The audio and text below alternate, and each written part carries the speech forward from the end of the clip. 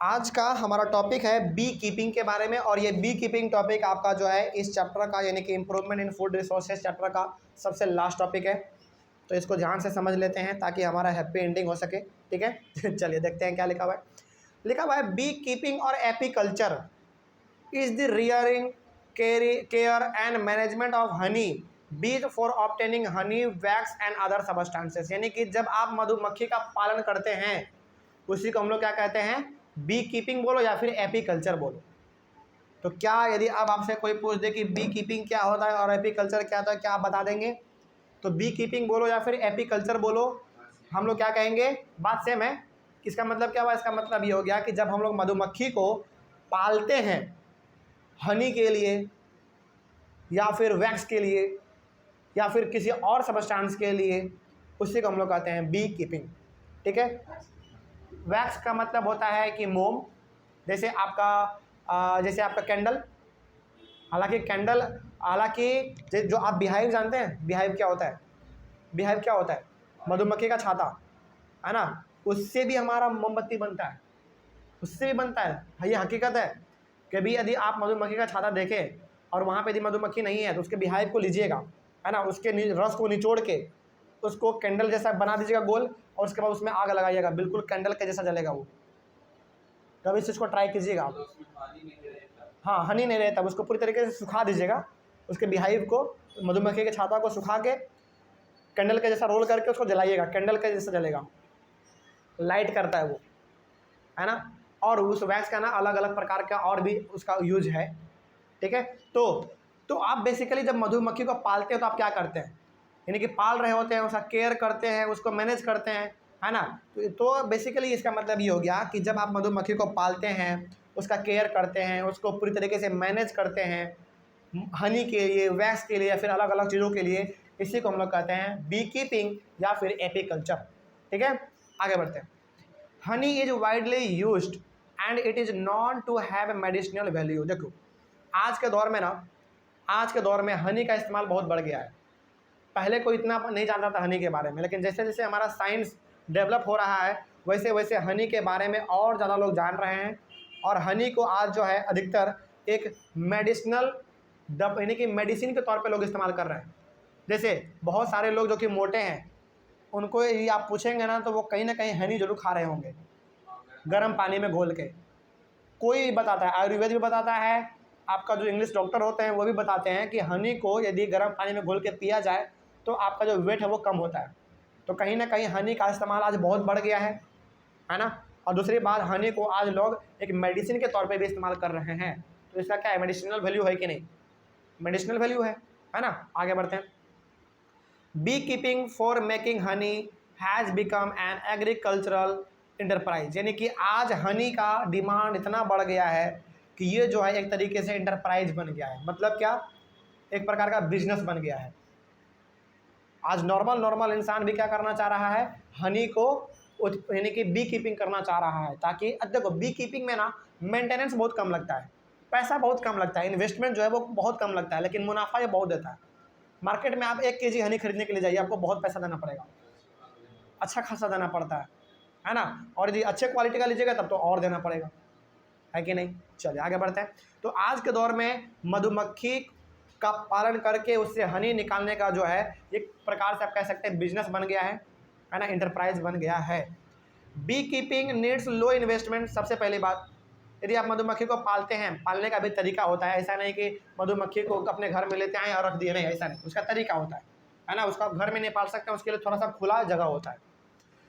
तो वही लिखा हुआ है beekeeping needs low investment, पैसा बहुत कम लगता है उसको पालने में। So farmers use it as an additional income generating activity. तो छोटे मोटे किसान क्या करते हैं, एक्स्ट्रा इनकम के लिए बी कीपिंग कर लेते हैं, ताकि उससे पैसा आ जाए एक्स्ट्रा, कुछ अलग काम में उसको लगा देगा, है ना। तो जो किसान दिन भर बिजी रहते हैं ना, वो भी बी कीपिंग को कर लेते हैं, क्योंकि इसमें मेंटेनेंस कम है और इन्वेस्टमेंट भी कम है, इनकम ज़्यादा है ना। आगे बढ़ते हैं। In addition to honey, honey के अलावा आपने जान तो लिया कि हनी का कितना इस्तेमाल है ना। दी बिहाइव्स, बिहाइव्स मतलब वही मधुमक्खी का छाता। Beehives are a source of wax and is used in various medicinal preparation.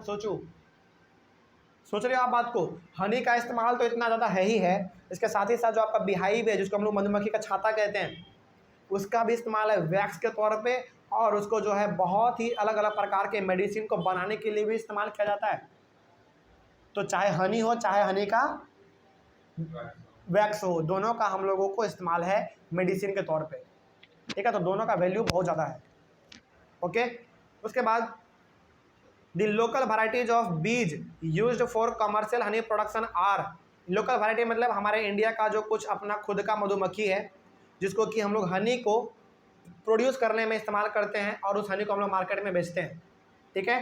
देखिए ध्यान से लिखा हुआ है लोकल वैराइटीज़, लोकल वैराइटीज़ मतलब कि अपने खुद भारत का आसपास का, बीज use for commercial honey production, commercial honey production का मतलब क्या, उसको मार्केट में बेचा जा सकता है। इसके लिए हमारे पास लोकल वैरायटी हैं बी के, जैसे एपिस सेरेना इंडिका, इसको हम लोग कहते हैं इंडियन बी, ठीक है। एपिस डोरसाटा, इसको हम लोग कहते हैं रॉक बी, एंड एपिस फ्लोरे, इसको हम लोग कहते हैं लिटिल बी। तो यहाँ पे अलग अलग नाम भी आपका लिखा हुआ है, ठीक है। तो ये हमारे जो हैं कुछ ऐसे लोकल वैरायटी हैं किसके, मधुमक्खी के, जो कि भारत में पाए जाते हैं, और इनके द्वारा हनी जो हम लोग बनाते हैं उसको हम लोग कमर्शियली यानी कि मार्केट में बेचते हैं और हम लोग प्रॉफिट कमाते हैं, ठीक है। तो आपसे पूछा जा सकता है नाम कि लोकल वैरायटी का नाम बताइए जरा 3-4 मधुमक्खी का, तो आप ये बता सकते हैं, ठीक है। उसके बाद इंडिया में और जो है an Italian variety of bee also used for commercial honey production are Apis mellifera, जिसको हम लोग क्या कहते हैं, इटालियन बी कहते हैं। यानी कि हमारे भारत में इटालियन वैरायटी भी इस्तेमाल किया जाता है हनी के प्रोडक्शन में, ठीक है। इटालियन वैरायटी का क्या नाम है भाई, इसका नाम है एपिस मेलिफेरा, और इसको हम लोग सिंपली क्या कहते हैं, इटालियन बी कहते हैं।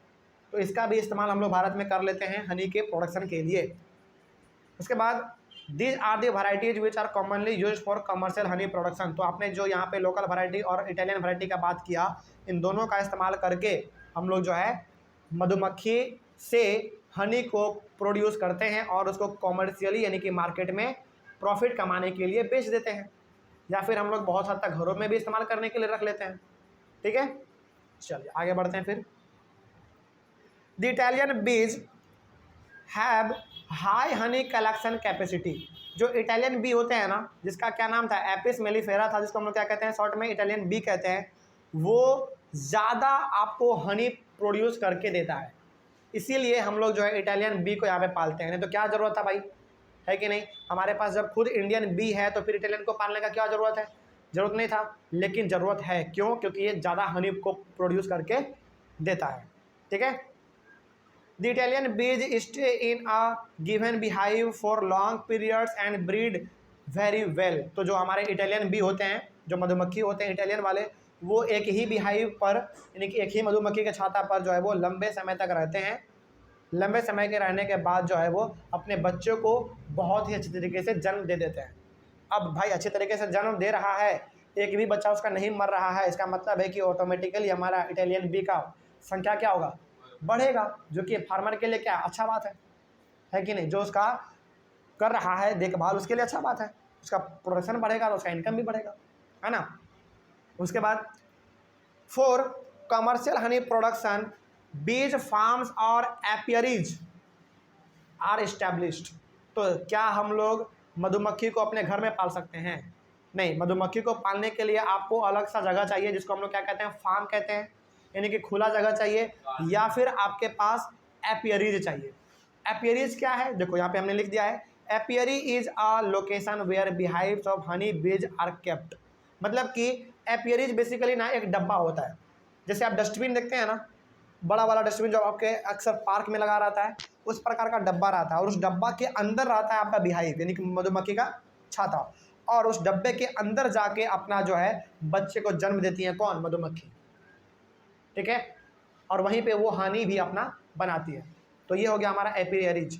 तो फार्म तो आपको समझ में आता है कि खुला सा मैदान होगा, वहीं पे हमारा मधुमक्खी अपना काम करेगा, हनी को प्रोड्यूस करेगा। लेकिन एपियरीज जो होता है एक खुले जगह में हमारा डस्टबिन जैसा डब्बा बना हुआ रहता है, वो इंसान बनाता है, मधुमक्खी जो पालता है ना वो उसको बनाता है, और वहीं पे अपना मधुमक्खी जो है उसी डिब्बे के अंदर अपना छाता बनाती है, अपने बच्चे को जन्म देती है, हनी को प्रोड्यूस करती हैं, और जब किसानों को हनी निकालना होता है, बीहाइव निकालना होता है, तो जाकर उस डब्बे को खोलती हैं, पूरे मधुमक्खी को उड़ा देते हैं और उसको वो कलेक्ट कर लेते हैं। ठीक है, चलिए आगे बढ़ते हैं। उसके बाद ये तो हो गया। द वैल्यू और quality of honey depends upon the pasturage और flowers available for the bees for nectar. तो अब यहाँ पे सवाल ये है कि हनी का वैल्यू और क्वालिटी किस पे डिपेंड करेगा। वैल्यू का मतलब कि अच्छा वैल्यू है, कम वैल्यू है, उसका मार्केट में पैसा ज़्यादा मिलेगा, अच्छा मिलेगा, ये चीज़। और उसका क्वालिटी अच्छा होगा, ख़राब होगा, ये दो चीज़ों पे डिपेंड करता है। पहला डिपेंड करता है पैस्चुरेज पे और दूसरा डिपेंड करता है फ्लावर्स पे। जिस फ्लावर पे वो बैठेगा और उसके जूस को क्या कर लेगा, सक कर लेगा, वही जूस वो कहाँ डाल देता है, जाके अपने बीहाइव में, तभी तो हमारा हनी बनता है कि नहीं। तो पैस्चुरेज क्या है भाई, पैस्चुरेज है लैंड यूज फॉर पैस्चर, यानी कि ऐसा जगह जहाँ पे कि मधुमक्खी बैठने के लिए अपना इस्तेमाल करती हैं, उसको हम लोग कहते हैं पैस्चुरेज। ठीक है, और फ्लावर तो आपको मालूम है, फूल।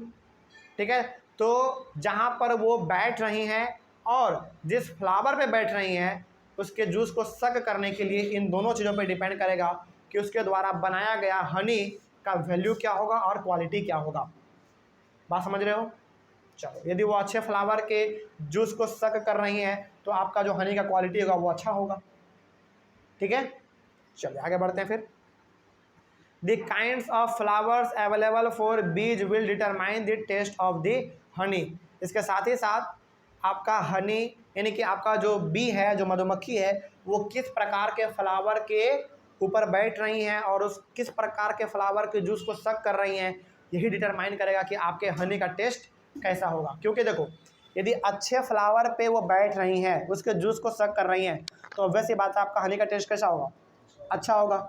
और यदि वो सड़े हुए गले हुए फ्लावर के ऊपर बैठ रही हैं, उसके जूस को यदि सक कर रही है, तो ऑब्वियस बात है आपके हनी का क्वालिटी क्या होगा, ख़राब निकलेगा, है ना। तो इसी के साथ हमारा यहीं पे ये वाला टॉपिक भी ख़त्म होता है और ये चैप्टर भी पूरी तरीके से ख़त्म होता है।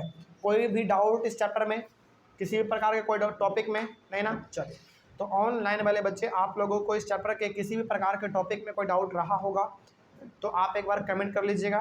ठीक है, और कमेंट का जवाब आपका दिया जाएगा। अगले वाले क्लास में हम लोग मिलेंगे और अगले वाले क्लास में एक नया चैप्टर स्टार्ट करेंगे। ठीक है, चलिए, हाँ, तब तक के लिए thank you very much and have a nice day.